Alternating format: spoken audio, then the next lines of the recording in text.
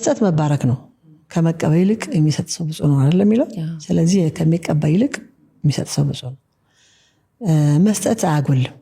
አሁን ብዙ ጊዜ ይመስለናል አሁን ስንሰጥ የሚጎል ይመስለናል። እንደውም ያኛውን ሳይሆን የምንሰጠው ነው የምንቆጥረው። አለን እኮ በጣም ብዙ እውነት ነው።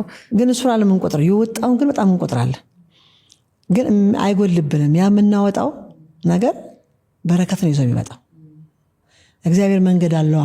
ግዴታውን ካሴቱ ተሸጦ ለቤተክርስቲያን ሰጥተሻል። እግዚአብሔር ሌላ መንገድ አለው አለ እኔ የሚሰጠኝ ሰጥቶኛል። በህይወቴም በጣም በብዙ ነገር ባርኮኛልና እግዚአብሔር መንገዱ ሰፊ ነው። ስለዚህ ይሄን እግዚአብሔር የሰጠሽን ጸጋ ለእግዚአብሔር ስታደርጊው እግዚአብሔር ደግሞ መንገድ አለው።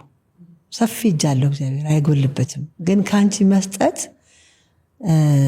እንደው ለሌላውም ሰው ለተመልካችን ስትሰጪ ነው የሚሰጥሽ። ምክንያቱም አምነሽ ነው እግዚአብሔርን አምነሽ ነው የምትሰጪው። ያንን ስትሰጪው ለእግዚአብሔር ስትሰጪው እግዚአብሔር ደግሞ እጥፍ አድርጎ ነው የሚሰጥሽ እና አብዛኛው ሰው አሁን ሲሰጥ የሚጎልበት የሚመስለው በጣም ብዙ ሰው አለ። ያ በጣም ስህተት ነው። በመስጠት ነው የሚጸደቀው። በመጨረሻውም ዘመን እኮ ምን ያህል ዘመርሽ ወይ ሰባኪ ነበርሽ ወይ ቤተክርስቲያን ሄድሽ አይደለም ጥያቄው፣ በመስጠትሽ ነው። ብራብ በልታችሁኛል፣ በጠማ ጠጥታችሁኛል፣ በታረዝ አልብሳችሁኛል ጥያቄው። ያ መስጠት ነው።